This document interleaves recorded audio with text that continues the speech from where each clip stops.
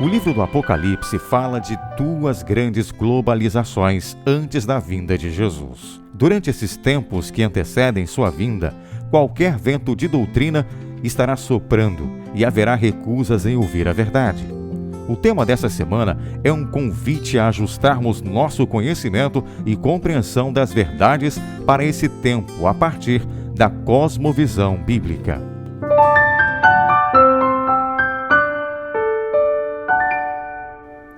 Olá, e aí, tudo bem com você? Aprontou a lição dessa semana? Estudou, revisou, marcou, pontuou, anotou?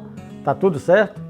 Olha, o tema dessa semana, eu desconfio que se tivéssemos iniciado, ou sendo a primeira lição, ou a segunda lição, teria ficado melhor, porque nós estamos terminando praticamente a lição, porque essa é a lição 12. E vamos falar da cosmovisão bíblica.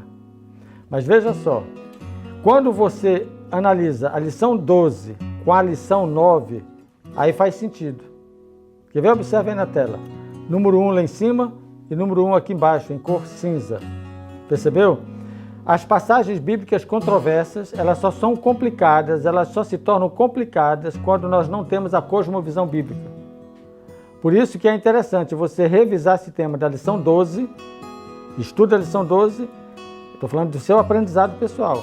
E depois você estuda novamente a 9.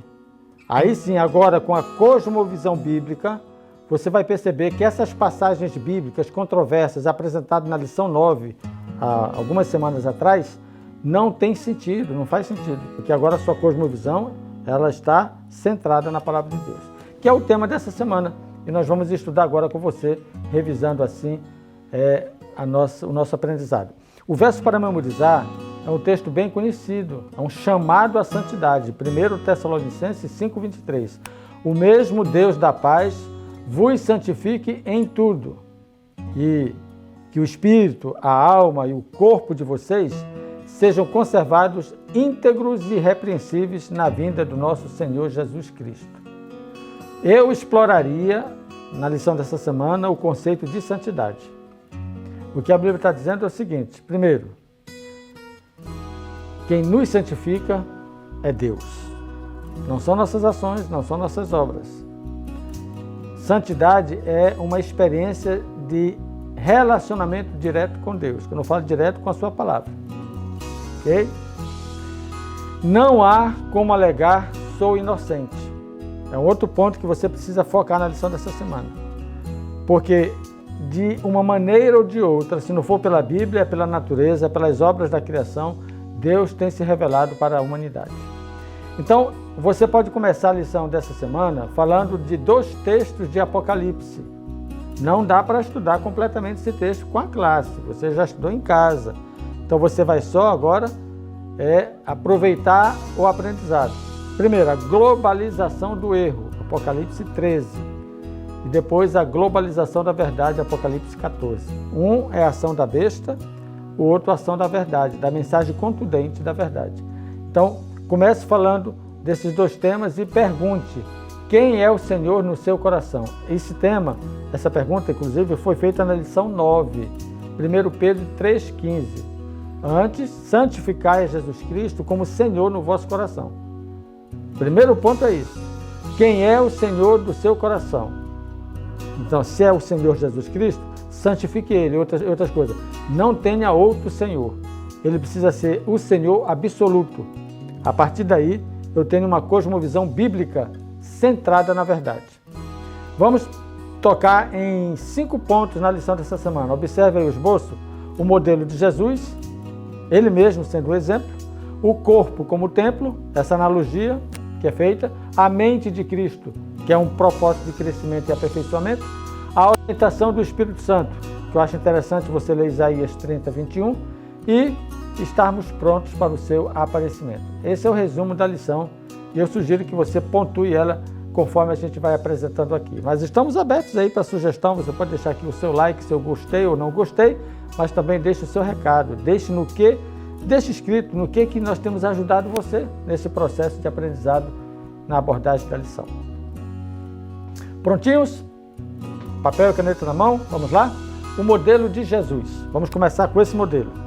Qual era o modelo? Seu crescimento. Crescer Jesus em sabedoria, estatura e graça diante de Deus e dos homens. E qual era o seu ensino?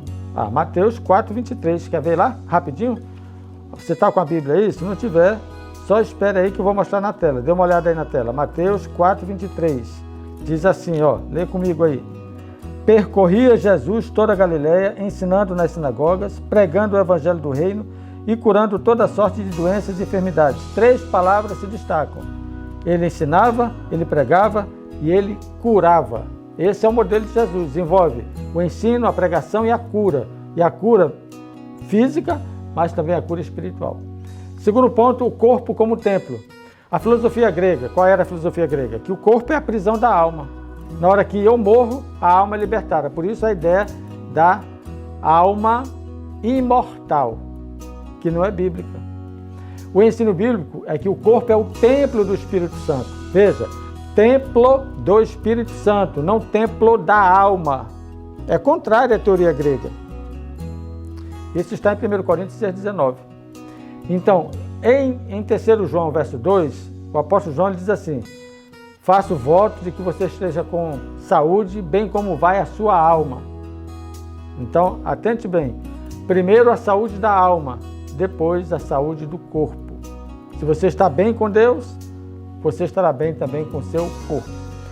Terceiro ponto, a mente de Cristo. É o estágio pleno de nosso relacionamento com Ele. Já pensou nessa relação? Veja só, você tem um relacionamento tão íntimo com alguém, talvez eu esteja falando com alguém aqui, que já desenvolve uma relação íntima com seu cônjuge, com seu namorado, de alguma maneira tão íntima. Não, já sei o que ele vai dizer. Você já conhece a mente dele. Você, não, peraí, se for ele, eu vou dizer o que ele vai falar. Você já criou uma relação tão íntima que a mente sua corresponde à mente do outro, por causa do relacionamento. Então, biblicamente falando, o nosso crescimento espiritual implica em eu ter um relacionamento de tal maneira com Deus que, de repente, eu estou pensando como Ele poderia pensar. Entendeu? A íntima relação é pensar nas coisas do alto. Quarto ponto, a orientação do Espírito. Eu sugiro que você leia Isaías 30:21. Não vou ler agora aqui. Abra sua Bíblia e leia. Quando você tiver dúvida, o texto diz: você vai ser orientado pelo Espírito Santo. Uma voz vai dizer para você: esse é o caminho, andai nele. Então, permita que essa orientação seja confirmada pela sua filiação. Em Romanos 8,14 diz que aqueles que são filhos de Deus aqui recebem esta orientação. Entenderam como é importante estar ligado nessa filiação? E também a orientação do Espírito, ele conduz a nossa fé. São João 16:13. Se você estudar só esses pontos que eu estou colocando com o texto, é suficiente para a sua abordagem na classe. E, finalmente, o preparo para o seu aparecimento. Observe 2 Pedro 3,14 e também Salmo 95:7. O melhor tempo para você estar preparado para a volta de Jesus é hoje. Ok? Finalmente, eu faço uma pergunta para você ao fecharmos a lição dessa semana. Se Jesus voltasse hoje, você estaria pronto? O tempo para a volta de Jesus é hoje. Estar preparado hoje. Esse é o tempo sobremodo oportuno. Esse é o dia da nossa salvação. Eu faço um apelo a você para que entre na cosmovisão bíblica, que você entenda o processo de como Deus ensina a verdade na sua palavra, porque é baseado nela que você edifica sobre a rocha e não sobre a areia. Um grande abraço e até o nosso próximo encontro. Nós vamos estudar o processo do juízo. Estamos finalizando, só temos mais 2 lições, a próxima e a outra. Até lá, então. Um abraço.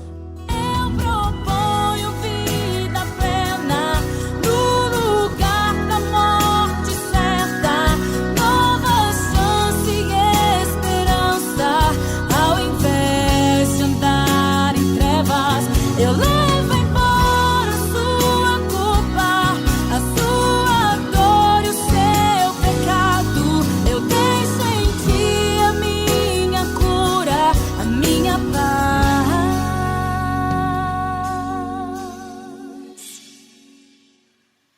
e o meu abraço.